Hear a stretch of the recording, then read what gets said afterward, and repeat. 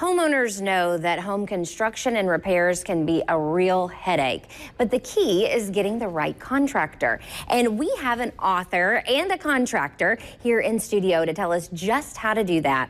And it's Sean King, and he is the author of this book, The Ultimate Guide to Hiring the Right Contractor. I like how you say contractors hate this book, but homeowners love it. Isn't that the truth? I've pulled back the curtain and kind of told everything about our industry that the contractors don't want homeowners to know. Okay, and really, people can be taken for a ride. Oh, sure can. There's TV shows whole dedicated to it, the entire topic of getting burned by a contractor.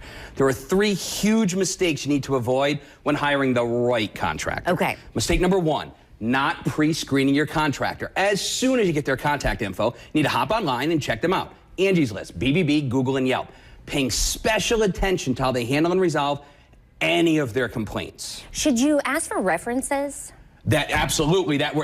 Once you get that information, you do need to investigate the contractor. Okay. You want to reach out to some of their previous customers. Find out if they were happy with the process. Do they love the finished product? And the $1,000,000 question, would they hire the contractor again? If the answer is no, or kind of a weak yes, move on to the next candidate for sure. Okay. Mistake number 2 is not getting a written on-time finish guarantee. You need a written guarantee so that you will know exactly how long your project's going to take to complete before it's even started.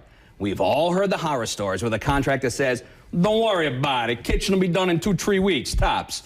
And then it's 5 months later, your kitchen's still not done, and you're outside washing your dishes with a garden hose. That happened to a widow of ours. With a cooler and a garden hose 5 months later. That's horrible. She was outside with literally washing her dishes with a garden hose. And this is in New England. The weather was not conducive to that. Oh my goodness. Terrible. And so you came in as a contractor. We came in and actually we completed the project and at no charge. It was horrible. Just kind of as an apology for our industry as a whole, if you will. Right. And then the 3rd mistake, which is probably the most common mistake we find, is getting ahead of your payment schedule.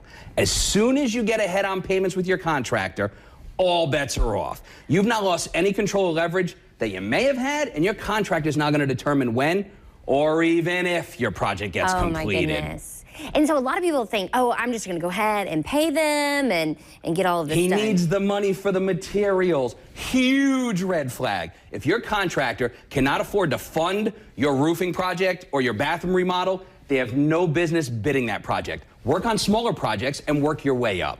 Okay, that's great advice. And I know you have so much more in this book. And again, it's The Ultimate Guide to Hiring the Right Contractor. And where can they pick this book up? We can pick up my best-selling book on Amazon.com. Amazon.com. Wonderful. Great advice, and especially in Florida.